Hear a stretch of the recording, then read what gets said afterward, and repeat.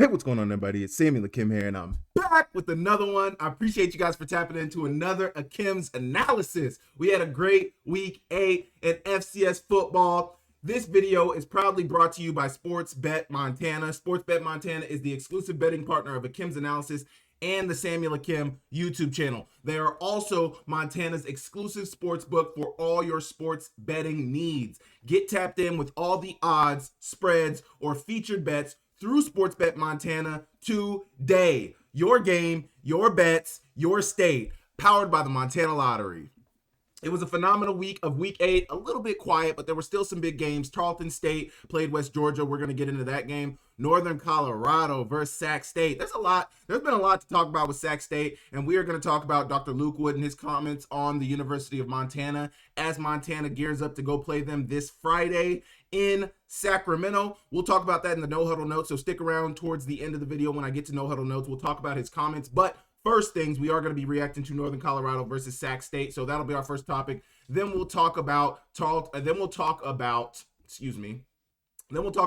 State versus West Georgia. Following that, we are going to talk about North Dakota versus Southern Illinois. After that, we will get into Illinois State versus Youngstown State, and then we'll get to the No Huddle Notes. So we don't have a lot of big games to react to. We only got a few games to react to. If you guys are looking for me to react to the Montana game, go watch my video with Keenan Curran. Me and him both recap Montana. We're both Montana alums, so that's catering towards the Montana fan base. If you guys would like a catered reaction, give me a former player or somebody I could talk to. But No Huddle Notes, we got a lot of games to cover. Sac State, obviously, we're looking into Idaho. We're going to talk about Lamar. We'll talk about Wofford, Furman, Incarante, Harvard, Monmouth, Presbyterian, Duquesne.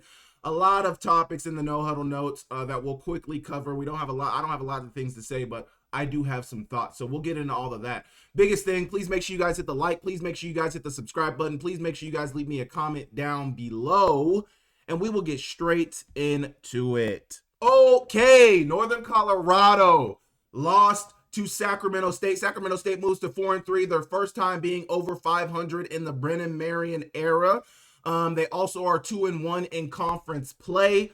And yeah, it was a good game. It was a good game, and I'm gonna look up the ESPN statistics. I have some of the statistics on here, but I don't have all of them. So I want to give a full scope of what the game looked like. I obviously watched this game. And for me, before I even get into the numbers, for me, what this boils down to is Northern Colorado turns over the ball entirely too much. Entirely too much. Like, Eric Gibson is a very good player. I like his skill set. I like what he brings to the table. I think he's the best quarterback for that Northern Colorado squad. I heard them talking on the broadcast. I don't know if he was the day one starter when they came into the season, but he is their guy. He was 21 for 33, 321 yards, 3 touchdowns, 4 interceptions. And not all of the interceptions were on their back shoulder throws. I think one, maybe 2 of them was on one of their back shoulder or fade throws, but they have this offense that they used against Idaho that worked. They basically threw the ball up to Braden Monroe and Carver Cheeks and just said, hey, go get it.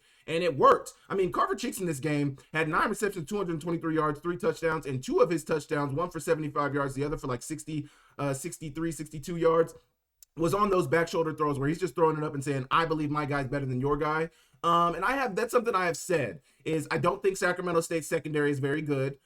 They've been beat up all season. And I think that's really ultimately what hurts them. Now, with Sac State, which honestly probably benefits their next opponent, Sac State is not the best throwing team. Now, I have seen Cardell Williams have some good throwing games, but in this game, he was 8 for 16, 90 yards, a touchdown. They did not really test their downfield passing game. They had a total of 111 passing yards, but it's on the ground. That triple option scheme where they got a lot of things happening, where the quarterback can run it. They usually are in 20 personnel where they're going to have 2 backs on the field. There's going to be a lot of things going on, a lot of misdirection in the backfield that the defense has to account for. And if they don't, they get lost in the number game and they get beat up. And it's a lot of power scheme, a lot of G scheme, a lot of counter, a lot of power, a lot of pin and pull. I mean, that is that Sacramento State running game, and they run it to perfection. I mean, they do a really, really good job. The offensive line is obviously a piece of that. The running backs, the quarterback, it all plays into it. Rodney Hammond Jr., 21 carries, 134 yards, a touchdown. Jaquel Smith, 17, Jaquale Smith, I think is the way they were pronouncing it. 17 carries, 103 yards. He's had back-to-back 100-yard rushing games. I think Rodney Hammond has as well. Sam Adams, the second, had 6 carries, 60 yards, and a touchdown. And then Damian Henderson had 6 for 33. I think this is one of the first games I've seen Cardell Williams not have a good rushing game. I mean, Northern Colorado, credit to them. They did a good job of getting to the quarterback. I don't know exactly how many sacks they had, and they don't. I mean, ESPN never puts the full stats on the game. You can never depend on ESPN. But I think Northern Colorado had 2 or 3 sacks in this game. But Cardell Williams only had 6 carries for -7 rushing yards, which means he was probably brought down behind the line of scrimmage a ton. But their leading receiver had 3 receptions, 39 yards. Cardell Williams had their second long reception of the game at 21 yards. They had another, he had their second long reception at 21 yards. Their longest reception was their touchdown, their one passing touchdown to Bear Tinney, their tight end. They ran a tight end leak where the tight end really got hung up a ton, and I don't think he really ran it the way you draw it up. But the linebacker was too slow to react, and they ended up hitting him over the top and scoring the touchdown. But I mean, games like this are perfect examples of what I mean when I say this Northern Colorado team is close. They have the weapons, man. They have the talent. They can run the ball when they need to. I don't think they run the ball well enough. I think they ran the ball well enough against Sacramento State to win, but I don't think when the rubber meets the road at times they can run the ball well enough. Now, that doesn't count for this game because they did run the ball well enough. They had 163 rushing yards. Matthias Price, their starting running back, had 102 rushing yards on 16 carries. But their second leading rusher had 21. So, I mean, when you're running against a team that can really, really run the ball, you need a little bit better. You need to be a little bit better than that. The time of possession was not in favor of Northern Colorado. Sacramento State, 35 minutes, almost 36 minutes, 3 seconds away from 36 minutes. And Northern Colorado had 24 minutes. So when you start to look at some of the numbers, really what it boils down to, this was a 40-35 ball game. Northern Colorado lost in the last 30 seconds on a 4th and 1 where I would have loved for them to run it, but I get why they passed it. They had no timeouts. You don't know how much time is going to chew off the clock. I mean, there's so many variables in that last play. I'm not mad at the decision to pass it. What I'm angry about is the pass that was chosen. They threw a slant route in one-on-one coverage where obviously Carver Cheeks had beat this receiver throughout the game, but I hadn't really seen him beat him in close man coverage. And the release that Carver Cheeks put on for a guy who had 223 receiving yards in this game, this is not an indictment on Carver Cheeks at all, but the route, the play call was not ideal, and the route run by Carver Cheeks was not ideal. I'm not going to get into all the breakdown of the route. He didn't run a really good release. He didn't put a move on at the line. It wasn't there. Even a whip route would have been better, but a straight slant was not there, man. I think that's probably the first, outside of a fade, that's probably the first route that you're thinking of if you're Sacramento State. You're like, all right, we got to defend the inside. We got to stop the slant, and it just wasn't there. The interceptions, though, I mean, Eric Gibson, my brother, you got to be better, and I think you are a very good player, man. You are immensely talented.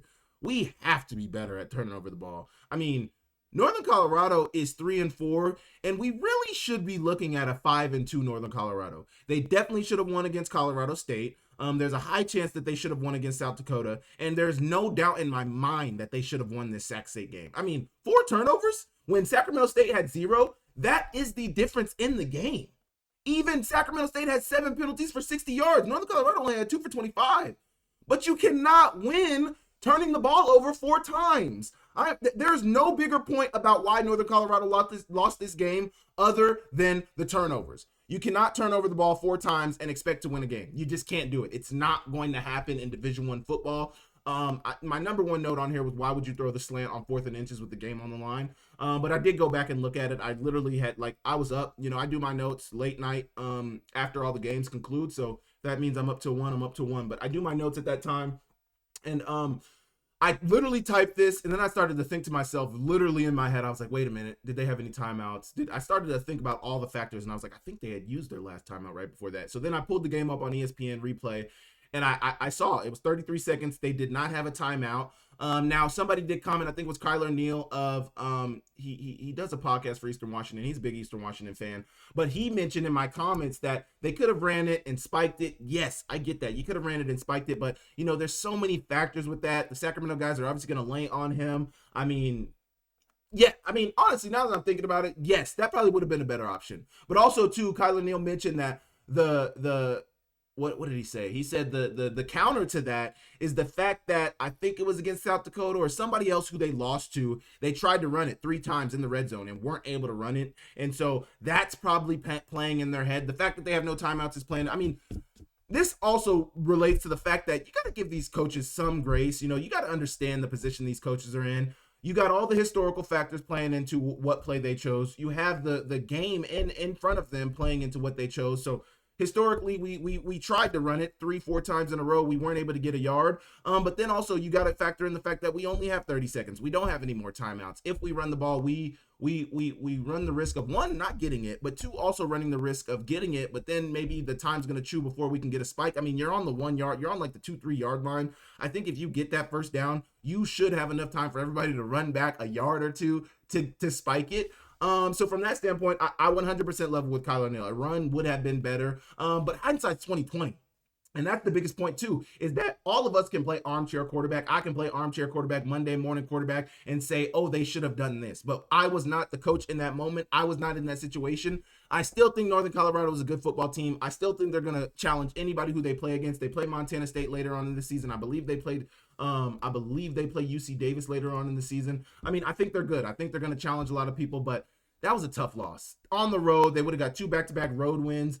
Sacramento State is looking at potentially being ranked now. So they got UC Davis next week on the next Saturday. Then they have Montana State the week after that. They have Northern Arizona the week after that. I think they beat Northern Arizona. I don't know about UC Davis or Montana State. I think they can challenge both teams. They got to be better defensively. You gave up 40 points against Sac State. That's not good. They finished the season with Eastern Washington and Portland State. So decent schedule for Northern Colorado. They got 3 tough games. I don't know if NAU is still ranked, but they were on a bye this past week. But NAU, Montana State, and UC Davis, 3 ranked teams, 2 top 10 ranked teams. Northern Colorado's got a tough road ahead of them. Sac State on the other end of things. They play Montana on Friday night on ESPN2 in Sacramento.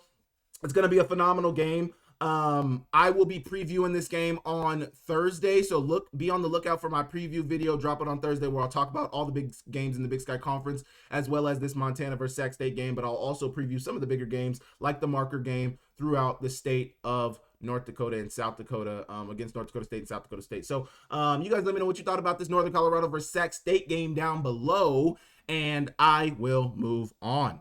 From first downs to forever, if you met your girl tailgating or cheering under those Friday night lights, L&M Fine Jewelry is your next winning play. Engagement rings, custom designs, and timeless Montana craftsmanship, because your love story deserves a ring as legendary as your team. Located on American Way in Missoula and Main Street in Kalispell, L&M Fine Jewelry is the official jeweler of the Akem'S analysis of Samuel Akem YouTube channel and Akem'S analysis. So please go check out L&M Fine Jewelry when you're looking to buy that special ring for that special lady. They will not let you down. L&M Fine Jewelry, your diamond destination.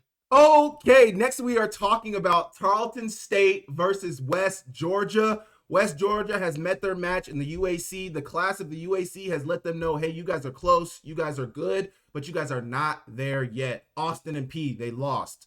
Abilene Christian, they lost. Next, they play Tarleton State, they lost. Mind you, Abilene Christian lost yesterday to Southern Utah. So West Georgia started off 5-0. They are good. They are not great. There is levels in FCS football. There is levels within the UAC conference, and West Georgia currently is not there yet. Tarleton State remains undefeated. They probably had their best game of the season, I would say, against West Georgia. They are 8-0, and they just dominated defensively. They absolutely dominated defensively. West Georgia had 219 total yards in this game. And Tarleton State returned Trey Page. Tarleton State had Victor Gabalis back, and Tarleton State had a defensive back. I think Sam Herder, or I think it was Sam Herder that mentioned they had a DB back. So they had 3 of their. I mean, Trey Page was the backup coming into the season. That boy got like 700 rushing yards in the season. He is a monster. Trey Page. Tarleton State needs to do everything they can do to hang on to Trey Page. You know the landscape. Everybody who's watching this right now knows the landscape we're living in with college football right now. The transfer portal is huge. When you have a good player at the FCS level, you become a JUCO. There are Power 5 schools that are looking at your player saying, that is a guy who can make a difference on our team immediately. We won't get into that right now. We'll continue recapping this game. 26 first downs for Tarleton State, 520 yards of offense, 268 passing yards, 252 rushing yards. On the other side of things, West Georgia had 219 total yards, 118 passing, abysmal, 101 rushing, abysmal. They had 6 penalties for 57 yards. Tarleton had 6 for 65, so same there. But the biggest difference, if you watched me just talk about Northern Colorado and Sac State, I'm going to say the same thing about West Georgia and Tarleton State. When you are playing the top competition, I wouldn't even say, Sac State is a good football team. They can run the ball. They have the best rushing team in the Big Sky Conference, probably one of the best rushing teams in the country. You can't turn over the ball 5 times. West Georgia had 5 turnovers. You're playing the number, what is Tarleton right now, 4 or 5? You're playing a top 5 team in the FCS. You cannot have 3 fumbles and 2 interceptions. You will not win that way. You just simply will not win that way. They lost 45-10. I don't know if I've said the final score yet in this game, but Victor Gabales didn't even play his best game, man. 13 for 24, 268 yards, 3 touchdowns, 1 interception, 54% completion percentage. I felt like, Victor Gabales was shaking off the rust. I felt like he was getting back into things with coming off the injury. But man, like, Trey Page, 13 carries, 105 yards, a touchdown. James Page, 21 carries, 106 yards, a touchdown, 200-yard rushers. There's just some things in this game. Like, West Georgia was able to get stops at times. But what I think this boils down to is Tarleton State is a good football team. I've been hard on Tarleton State. I've been hesitant to put Tarleton State in the conversation with some of the top 5 teams in the country. But they just showed right here. When they're fully, and even when they weren't fully healthy, they were still playing really good. But I think it was that Southern Utah game that really made you pause because, I've mentioned it. Southern Utah is going to score with the best teams in the country. They are going to put up points, but they don't play defense. So why are you in a close game with this Southern Utah team? I think it's clear. They score a lot. Just last night they beat ACU. ACU was 3-3. They're now 3-4. I don't know what you think about ACU, but ACU had looked like a good football team. They haven't looked great. They've looked good. But Tarleton State remains undefeated. They beat everybody on their schedule. The same thing you can say about Montana. There's questions about Montana, this and this and that. They're 7-0. Tarleton State is 8-0. They beat all the teams in front of who's on their schedule. So for as loud as I was questioning Tarleton State, questioning who they've played, questioning if they're really worthy, I need to be just as loud the same way I am about Sac State. You guys know, if you watch Akem'S analysis, you know how I am. I'm straight up and down. I'm going to be hard on you when you're not performing to the level, but when you are, I'm going to be just as loud giving you your praise. And that's where I'm at right now with Tarleton State. Tarleton State is a good football team.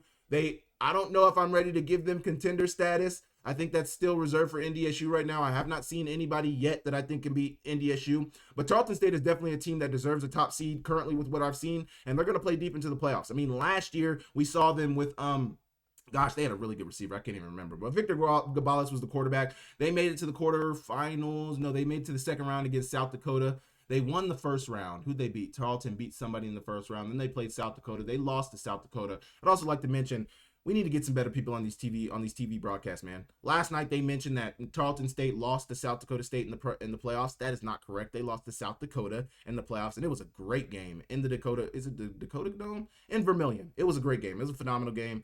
Both teams scoring up and down the field. South Dakota running the ball up and down with Travis Tice, as well as Charles Pierre Jr.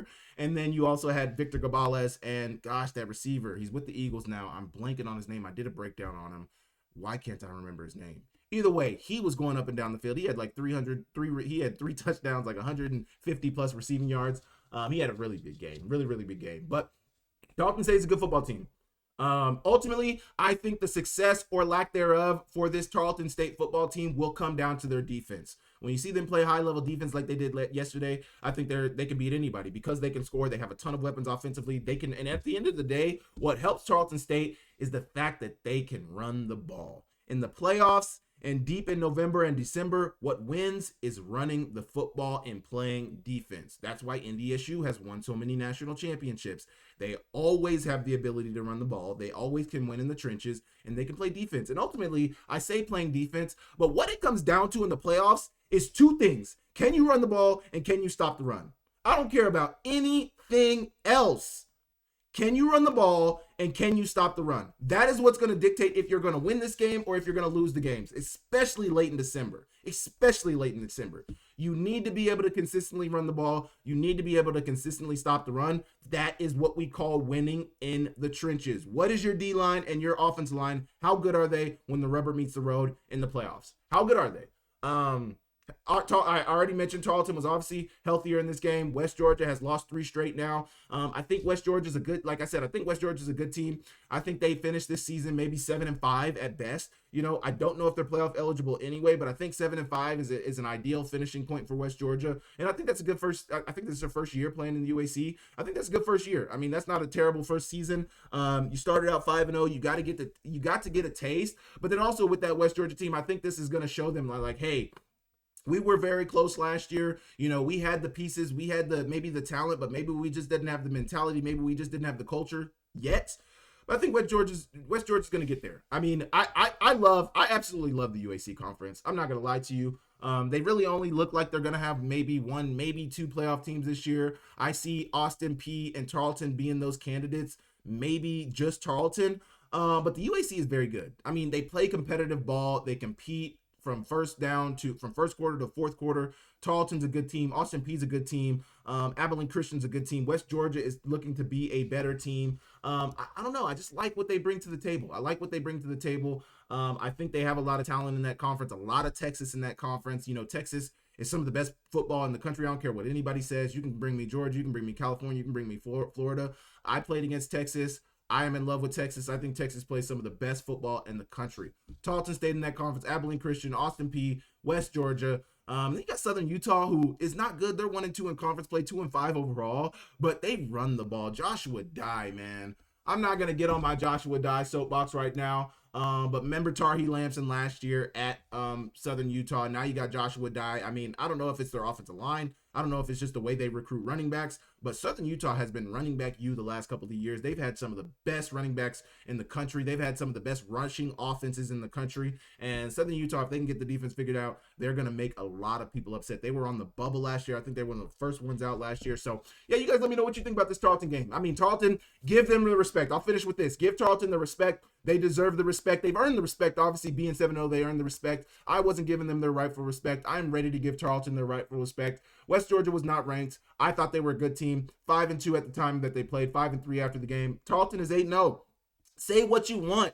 8-0 with an FBS team that was on their schedule. We know a lot of teams that played subpar FBS teams that did not get the victory. The main one I can point to is Sacramento State. They played a subpar Nevada team. Should have won. They did not win. Even Idaho, they played a subpar San Jose State team. They did not win. They played a subpar Washington State team. They did not win. So, hey, say what you want about Tarleton State. Also, Tim Rosario let me know that if Army was in the FBS or FCS, they'd be like the 4th ranked FCS team in the country. So, based on their Massey rating, Army is a better than most FCS team. They're in the top 10 of FCS teams per the Massey rating. So, with that win that Tarleton State got, it checks out. So, hey, until Tarleton State shows me otherwise, I'm going to give them a respect from this point on. They're 8-0. They're a top 5 team in the country, and they're going to challenge deep into the playoffs. Hopefully this play can continue into December. You guys let me know what you think about this Tarleton State team. You guys let me know what you think about this West Georgia team, and I will move on. Okay, the next game I want to talk about is North Dakota versus Southern Illinois, man. I will say it. I've said it in previous videos, and I'm going to continue to say it. I think this North Dakota team is the second best team in the Missouri Valley Football Conference. The reason I think that is because they stop the run better than nearly anybody in the country, but they're the best run-stopping defense in the Missouri Valley. That's better than North Dakota State. And if you've watched my previous videos, I've talked about how good North Dakota State is and all the statistics. They stop the run at a high level. They can pass better. I mean, they're number one in nearly all the statistics in the Missouri Valley. North Dakota is right there with them. Sawyer Seidel is a really good player. Jerry, another reason for that I think UND is the second best team in the Missouri Valley is I think that Jerry Kaminsky is better than Chase Mason. And I know Chase Mason got hurt yesterday, so I'm not trying to say this.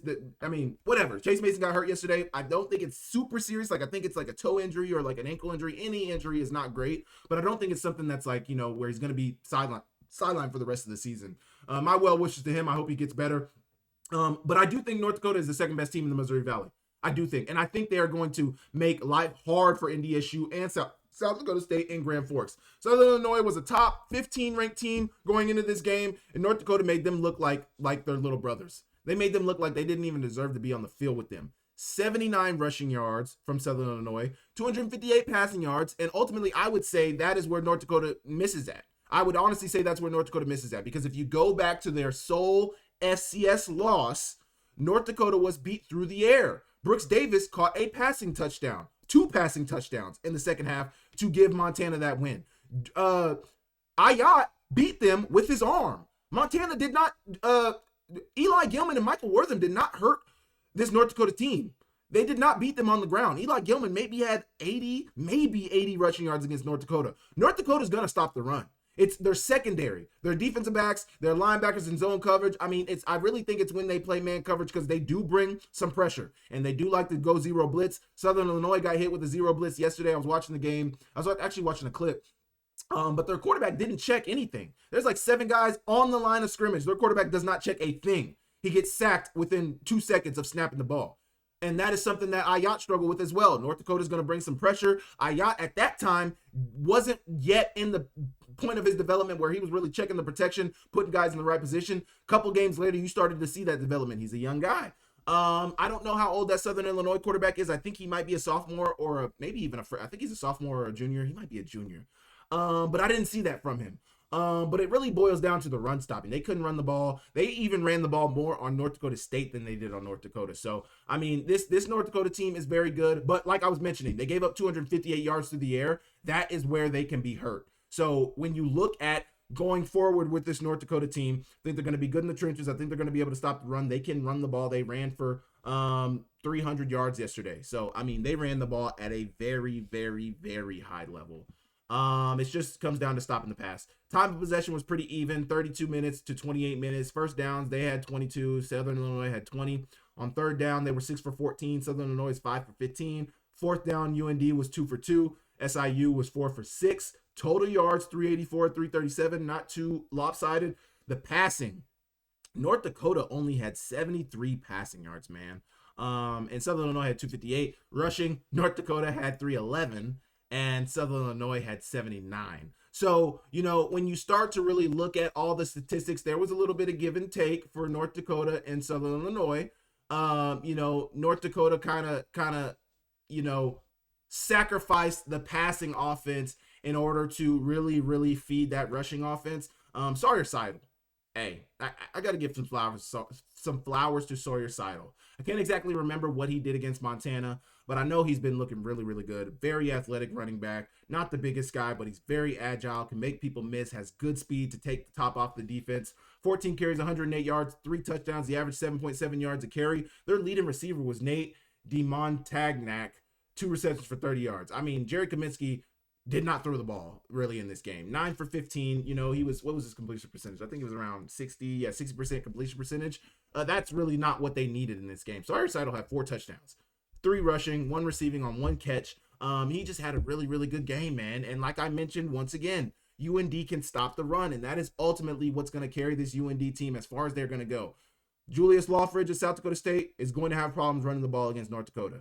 Barika Pinu at North Dakota State is going to have problems running the ball against this North Dakota football team. Both games will be played in Grand Forks. We'll get to those games when we get to them later on in the season, but I just cannot. I mean, those games matter so much to the playoffs. They matter so much to the Missouri Valley Football Conference title. They matter so much to seeding. I mean, so much. I mean, imagine a world where South Dakota State loses to North Dakota in Grand Forks and maybe even loses at home in Brookings in the marker game this weekend.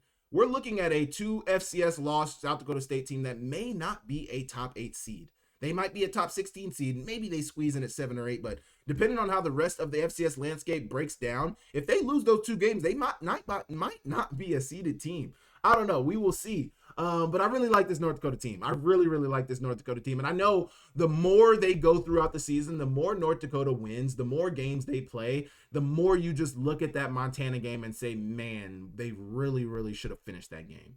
They're up by 8 late in the game, or they're up by 9 late in the game in the fourth quarter. You know, they have a comfortable, I don't know necessarily if I want to say comfortable lead, but they have a lead and they're winning on the road, and you just got to finish. Coach Schmidt mentioned, and I think I mentioned this last week, but they are past the point where you look back at a game and say, oh, we could have done this. No, you need to do it in the moment. And I love that he said that, because I think a lot of coaches need to push that messaging.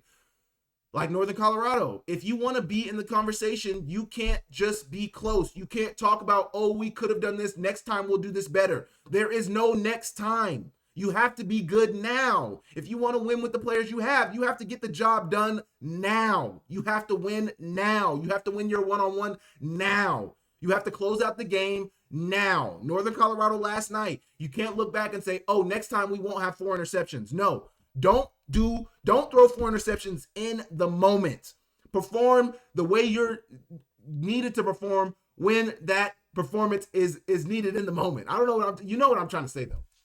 Make the plays when the plays are there to be made in the moment, because you don't want to look back and say, oh, we should have, oh, we could have, oh, this and that. I think this is shaping up to be a very, very big end of the season with UND playing both NDSU and SDSU at home.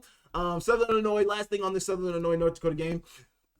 The biggest difference, they lost by, 19 plus 19 is 38. So they lost by 19. The biggest difference in this game was the turnovers. North Dakota did not turn, and I mentioned this with every game I talk about. The easiest way to lose football games at any level is you turn over the ball. You give them free possessions. You give them free reign to get the ball without your offense putting any points up on the board, whether it be 3, 7, whatever it looks like.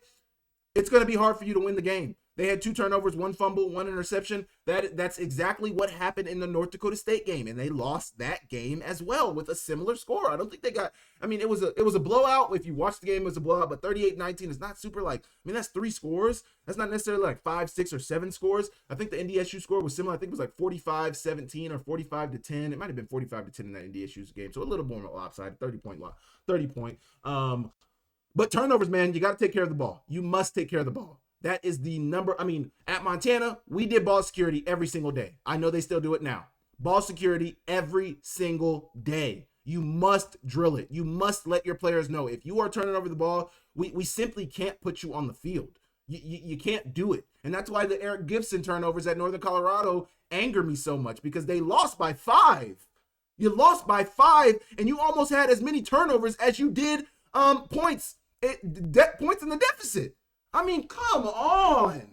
So North Dakota, to finish off, for my closing thoughts, North Dakota is a very good football team. I am sticking with the fact that I think they are the second best team in the Missouri Valley Football Conference, and that is going to be my thought until somebody proves me otherwise. We're going to get some games coming up very soon that's going to show us exactly who all of these teams are. But UND, really, really good. They've just improved by the week. Jared Kaminsky is playing at a high level. Sawyer Seidel, the running back, is playing at a high level. Yeah. I don't know who they have next week coming up, but we know the North Dakota State, South Dakota State marker game is coming up, so we'll be previewing that game on Thursday, so tune in for Thursday for CS to tune in. But let me know what you think about North Dakota and Southern Illinois in the comments down below, and I will move on. Okay, let me tell you right now, there were some really good performances in week 8 of FCS football. Kali Ayat is one I think of. Who else can I even think? I mean, Ayat is really the big one that I think of. He had 6 touchdowns on the day, 5 passing touchdowns, 349 yards passing. But Bo Brungard, there is no other player that deserves National Player of the Week over Bo Brungard. And I mentioned this last week, and I always say, I got to be as loud in my criticism as I am in my praise. I said I don't know if Bo Brungard is a Walter Payton Award candidate. And I still don't know, because their record, they're not. What are they right now? They're 4-3, so they're not winning at a high level, but they're winning, man. Illinois State was a ranked team. Youngstown State won. I got to give credit where credit is due. And Bo Brungard is playing at an extremely high level against one of the teams we see as the top, the second best team in FCS currently, South Dakota State. This guy rushed for 130 rushing yards on that South Dakota State defense. Now he follows that up against Illinois State. And mind you, I need you guys to start watching Akem'S analysis. I really, really need you guys to start watching Akem'S analysis. I need you guys to start hold up, I'm resetting my clock. You guys got to start watching Akem'S analysis, because I mentioned last week this was going to be a shootout. I said this, looking at the numbers, looking at the stats, looking at how both these teams play. I said, this is going to be a shootout. This is going to be an absolute shootout. I don't know how I know. I just been around the game. I watch the game a ton. If you guys follow my channel, you know I'm watching football every day. And if there's football on, Samuel Akem has the game on. Bo Brungard is a dog, man. Bo had 500 total yards of offense. I got some numbers on here for you. Bo Brungard had 528 of their 561 yards on offense. Now, obviously, he's the quarterback, so every pass that's going to be thrown is going to be him, so we understand that. But Bo Brungard accounted for 94% of their offensive output yesterday. 94%. That means, let me tell you how many rushing yards he had. Let me tell you how many rushing yards they had as a team. Bo Brungard had 200 rushing yards. Youngstown State yesterday had 233 rushing yards. And he had every passing yard, 328 passing yards. So literally only 33 yards that they had yesterday weren't by way of Bo Brungard. Give this man his flowers. He has been playing at a very high level. Defensively, they don't meet the mark. Offensively, at times, they don't necessarily meet the mark. But it really comes down to defense. Stopping the run, stopping the pass. I mean, hey, Youngstown State showed up early on in the season, and it was like, they could potentially be there, but like, I would relate Youngstown State. They're like the Northern Colorado of the Missouri Valley. They haven't had good seasons recently in the recent past. You know, I think 2016 they made a semifinal, maybe a national championship in the late 2010s, mid 2010s, but they haven't been very good lately. On the other hand of Northern Colorado, they've never been good. Maybe they've been good at D2, D3, I don't know. But in FCS, Northern Colorado has never been good. Youngstown State has a rich history. So from that standpoint, they're different than Northern Colorado. But recently, both teams have not been good. Both teams are right there. Youngstown State had a good chance to beat South Dakota State. South Dakota State pulled away late with the run game. Julius Lofrich just dominated them. Same in this game. I mean, this is like the Idaho game. Youngstown State played a ranked Idaho at home, and they are on the road, and they won. Where was this game at? Let's go see where this game was played at. This game was played in Normal, Illinois. So just like Northern Colorado, they get a victory on the road against a ranked opponent. And, you know, there's somebody who's going to play disruptor this year. Now, they didn't disrupt North Dakota. They didn't disrupt South Dakota State. They did disrupt Illinois State, who I think is probably one of the worst ranked teams in that conference. Now, Illinois State, I think Southern Illinois and Illinois State are close, but this kind of checks out to what I said when Illinois State played North Dakota State. I did not think they were very good. They played North Dakota State closer than I thought they would, but I didn't think they were a very good football team. They don't play great defense, and defense wins at every level. You got to play defense. But Bo Brungard, let's look at the numbers. Let's really look at the numbers real quick, and let's give you what he did. 23 for 34. He was 68% completion percentage, really good. 328 yards passing, 2 touchdowns, 1 interception. On the ground, he was their running offense. 30 carries. Let me say that again. This man had 30 carries at the running or at the quarterback position. 30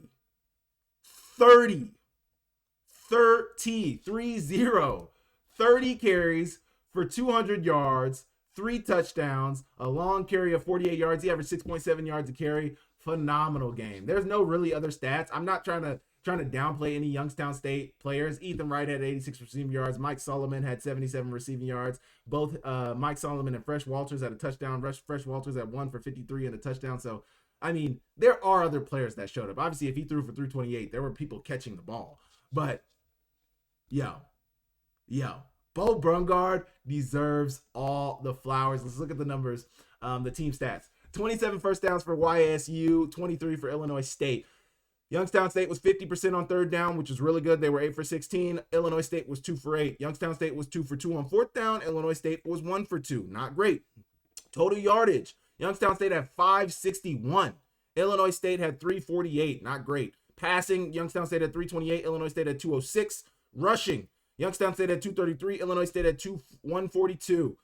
Penalties, Youngstown State had 4 for 50. Illinois State had 4 for 30. Turnovers. We mentioned turnovers in every game, and every team that has lost a turnover battle has lost the game. Every team that lost the turnover battle lost the game. Youngstown State had 1 turnover and interception. Illinois State had 2 turnovers, 2 interceptions. They lost the game. And then the time of possession. 39 minutes and 15 seconds of time of possession for YSU. 20 minutes and 45 seconds time of possession for Illinois State. That is staggering. 40 to 20 time of possession split. You can't win games like that. You got to possess the ball, and you got to possess the ball for some time. You got to choose some time off the clock, and they just didn't do that. Like I said, the turnovers. But I said this game would be a shootout. I need you guys to start listening to me. But there's only one player I really wanted to talk about in this YSU recap, and it's Bo Brungard. Bo Brungard is a player to watch. Bo Brungard is a dog. Bo Brungard is balling out of control. Now, I think there's teams like Cole Payton at North Dakota State and even Taron Dickens at West Carolina, they continue to win. He continues to play at a high level. I don't think Taron Dickens is necessarily a top-level Walter Payton Award finalist. I would honestly put Mark Wortham over him. I would put, there's a lot of players. Jerry Kaminsky potentially is over him for me. There's players who are above him in that conversation, just because, I don't know. I don't know why I'm like that. I don't know why I'm there right now, but I'm there right now with Taron Dickens. But Bo Brungard needs to be in the conversation.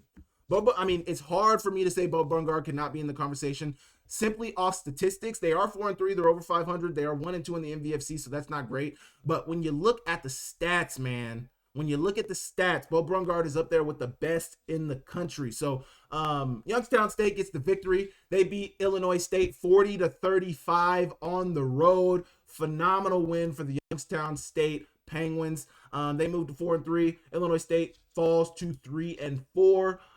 So Illinois State, I don't know if they'll still be ranked. I don't know if they should still be ranked after that game yesterday. No, they're 4-3. So Illinois State's 4-3. Youngstown State is also 4. ESPN never updates their numbers, but they got 4 W's on here, 3 L's on here. They're 4-3. Youngstown State is also 4-3. They're 0-3. They're going to be, 1-2 in conference play. They're 1-2 in conference play. 1 win to Murray State, 2 losses to Youngstown State and North Dakota State. And then Youngstown State, on the other end of things, is 1-2 in conference play as well. They got 1 victory against Illinois State. They got 2 losses against NDSU and North Dakota. So that 3-game stretch that Youngstown State had, I think they play South Dakota State coming up soon too, but that 3-game stretch that they had against NDSU, UND, and Illinois State, they come out of it with a win. Those were 3 straight ranked teams that they had, and they got one ranked win out of it. So Youngstown State, if they continue to win, if they're able to clean up this end of the season schedule for themselves, they could potentially be looking at a playoff berth. Illinois State on the other end of things plays South Dakota next, then they play Northern Iowa, Indiana State. They finished the season with South Dakota State and Southern Illinois. So based on where things are at currently, Illinois State has lost 2 of their last 3. I don't know if they can get into the playoffs. I think it's going to be a close push for Southern Illinois State, and Youngstown State to get into the playoffs, but we'll see. I think one of them get in. I don't know who it is, though. South Dakota is still in the conversation as well. So they got a lot of teams that are on the boat that are going to be in that conversation for playoffs. You guys let me know what you thought about this Illinois State versus Youngstown State game down below, and I will move on. Okay, now we got no huddle notes. This is where we cover other topics going around in the FCS, other things that maybe we didn't get a long time to recap their game. We're going to briefly cover them. The first thing I want to talk about is Dr. Luke Wood and his comments towards the University of Montana at halftime of their game against Northern Colorado, where they were down 21-17 at halftime. Dr. Luke Wood made these comments about their upcoming game on ESPN2 this Friday against the University of Montana. We're going to watch the video, and then we'll talk about it following. This game against Montana, what a showdown that's going to be. Yeah, no, that's going to be great. I mean, we're looking forward to playing the Montana Pandas. Oh, wait, I'm sorry. Look at Montana Grizzlies. I think that's their name, right? Yeah. So, they're certainly a great team, but they haven't played nobody this season. I mean, let's just be real, right? I like to stir it up, don't you? And I like to stir it up, but what, I mean, in all fairness, we all appreciate Sacred Heart, but that was their last game, and they didn't do very good against them. So how are they going to come here into our territory on the Hornet turf and play us on a night that we're going to have some of our biggest turnout ever? I'm looking forward to that game. I feel bad for their fans, that have to experience a loss like that on the road, but we'll see. Calling your shot. That was Dr. Luke Wood at halftime talking about their upcoming game against the University of Montana. And I think it's just kind of rich in a game that you're down in by 4 to a Northern Colorado team that is very formidable. You felt the need to make comments. And obviously it was a question that he was asked. So I'm going to give credit to the interviewer and the broadcaster. He asked the question. It's only Dr. Luke Wood. All he can do is answer it. He made a point, though, to call out the Montana Pandas. He made a point to call out the University of Montana. He made a point to say that the fans are going to be, walking out sad. I don't know how the University of Sacramento or Cal State Sacramento feels about, the comments that he made. I don't know how Bitter Marion feels about the comments that he made, but it's like, dang, like, you're writing checks that you don't have the ability to cash. Like, you're not on the field. You're not even in the locker room. You're not even in the film room coaching these guys. You are in the press box. You are in the president's suite or wherever it's at. You aren't even in there to ensure that your team gets a win. Now, if Brendan Marion says that, I think it's felt a little differently, but I don't know if a coach is going to say that anyway. The fact that a president felt the need to say this about an upcoming opponent. I don't know. It's kind of crazy. And I got to believe, if I know Coach Houck, if I know Coach Pease, if I know that coaching staff well enough, this is going to be playing in the locker room all week long. There is going to be a black flag flying in the locker room. This is going to be something that the team discusses and says, hey, we can't let this go unpunished. We can't let this go we can't let them just make these comments and just move on. Now, obviously, you guys are probably watching and seeing like, oh, this guy has a vested interest. He's got the Grizz jersey behind his shoulders. Like, yes, like I am a Grizz alum. But I have an amount of respect for Dr. Luke Wood for what he's accomplished. I mean, he's made it clear. He wants Sac State to be a marquee program in that Sacramento region. He wants their football team to be at the FBS level. He's done everything he possibly can to get them up to that FBS level. I have no problem with that. My problem with them is the talking, the constant commentary, the constant just bloviating about who Sac State is and about what they're going to do. You call the FCS JV, you're 4-3 at JV. You say that, you know, the rest of your sports are playing varsity. I don't know about the rest of the sports, but then you guys say that you're going to FBS. You haven't necessarily made it to the FBS yet. Your waiver got denied. You're now looking to go FBS independent. You're saying, and also too, I didn't mention this. I didn't even play this part of the interview, but he said also at halftime, we are going to be playing an FBS schedule. He said that. He did not say they are going to be an FBS team. He didn't even say that they would be an FBS conference. He said next year we will for sure in 2026 be playing an FBS schedule. I think that's big, because he's not saying that they're necessarily going to be in an FBS conference, which is what he said on the Grizz Fan podcast. He's not even necessarily saying that they are going to be playing that they're not even going to be FCS. He's not even necessarily saying that they're going to be an FBS independent. He said they're going to be playing an FBS schedule. So I could see a world where they're potentially still an FCS school, but they just play a bunch of FBS schools. But I don't know how they're going to put their schedule together in the first place. I mean, I saw them add a game last week. I put it on here.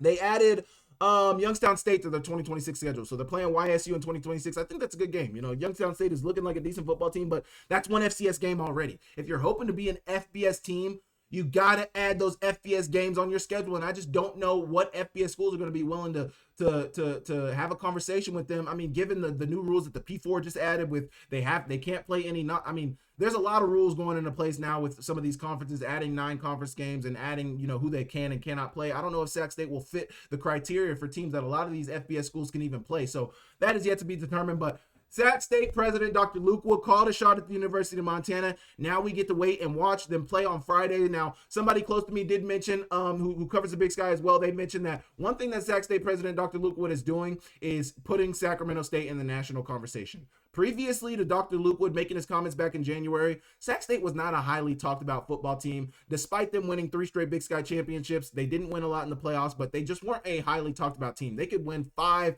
10. This person thinks they can win 5, 10, 15 FCS Big Sky titles. They can win a national championship, and he still doesn't think Sac State would be in the national conversation. What Dr. Luke Wood has accomplished is he's put them in the national conversation. So gotta respect where respect is due, but you know, you don't necessarily want to put you don't want to write checks that you're not going to be the one responsible for cashing.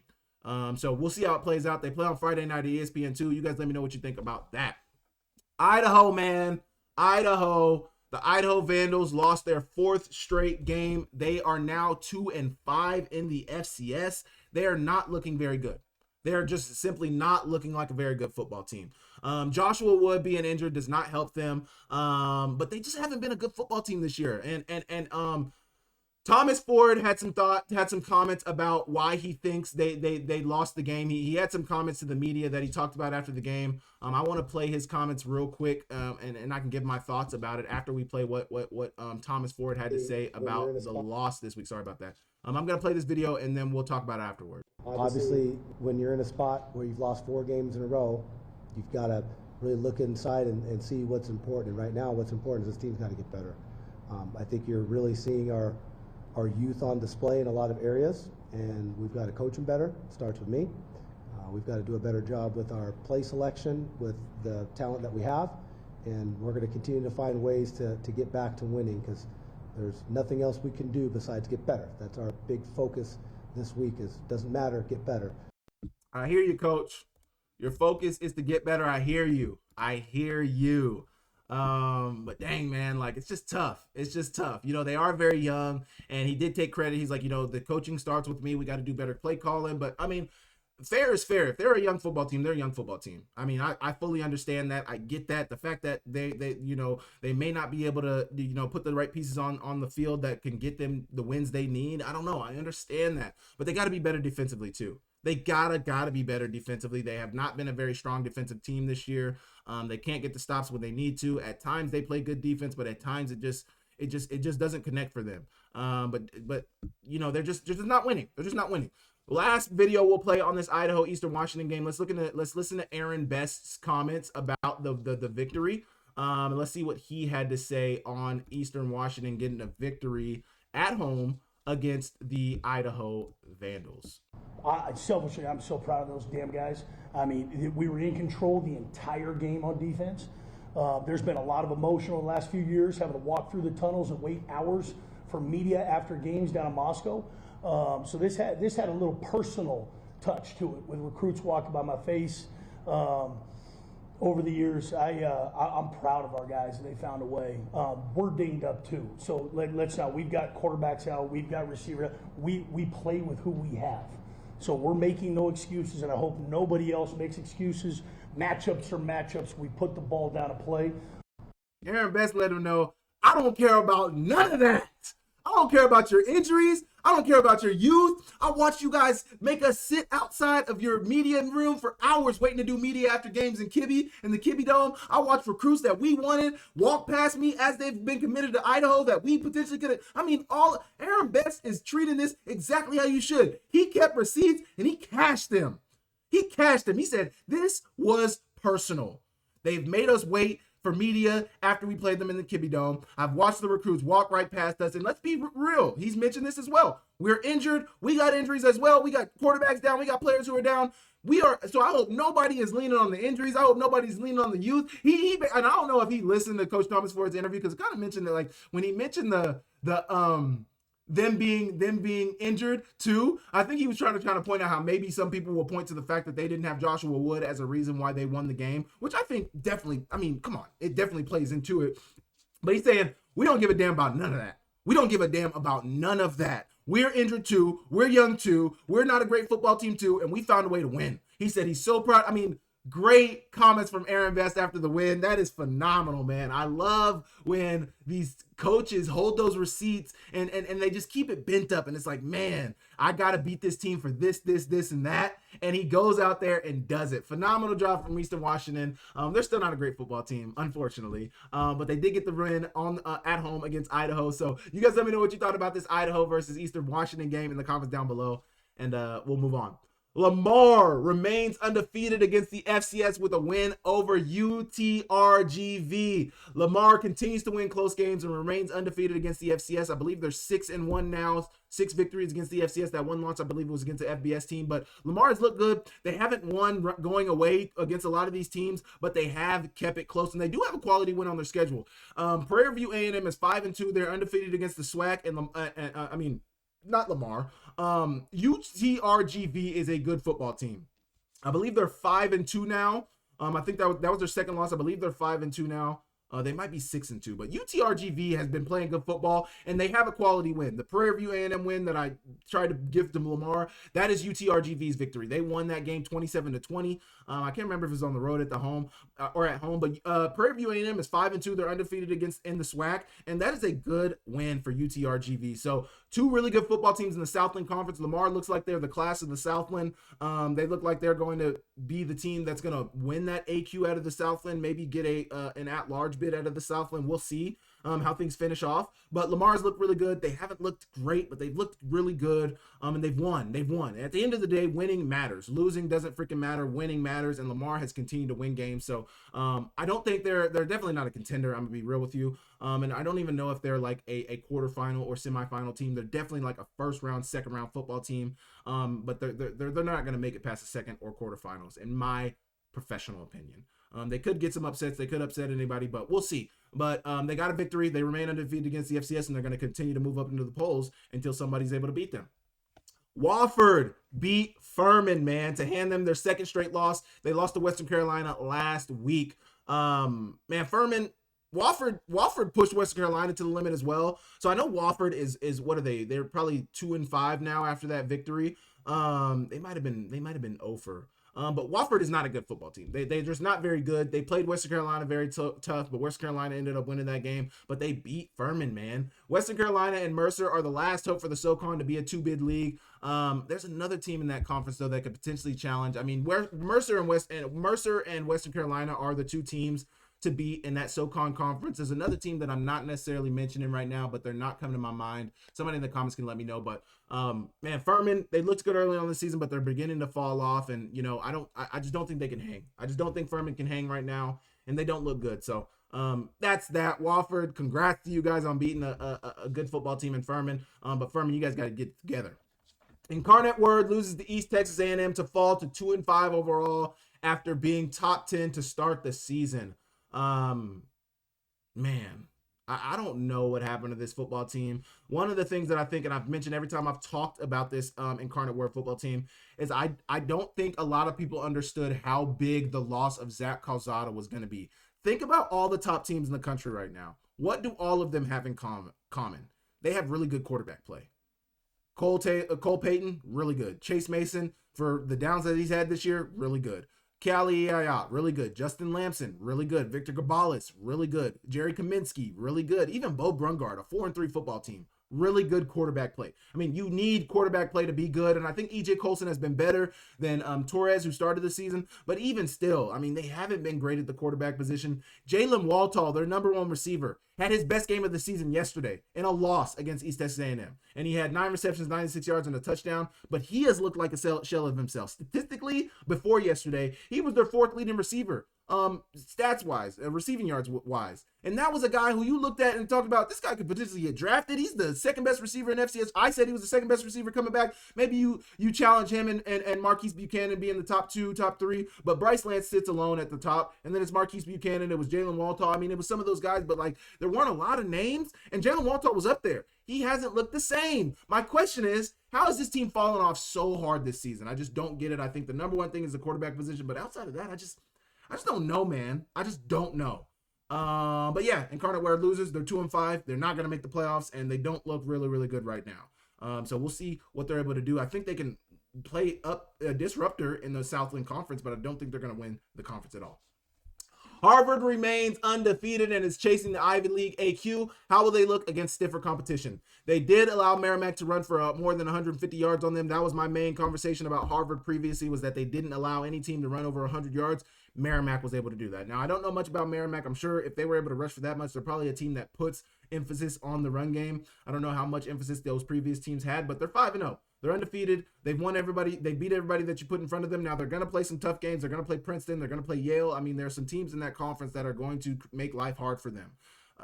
But, until those teams are able to beat them, all we can talk about is how good Harvard is, and they're going to continue to climb the polls as they should. What is a realistic ceiling for this Harvard team? I think quarterfinals, second round of the playoffs is a realistic ceiling for this team. I don't think, I don't know. We've never seen Harvard in the playoffs. We've never seen these Ivy League teams play 12, 11 game schedules. They always play 10, and they always start later than everybody. So it's hard to judge these Harvard teams. I want to see them play some MVFC, Big Sky non-conference games, even some CAA non-conference games. I think they play a few CAA. I know they play Patriot League non-conference games, but I'd love to see them play some of the stiffer, like UAC, Big Sky, MVFC non-conference games to really challenge them and see what they look like. But they're undefeated. They continue to win. So it is what it is.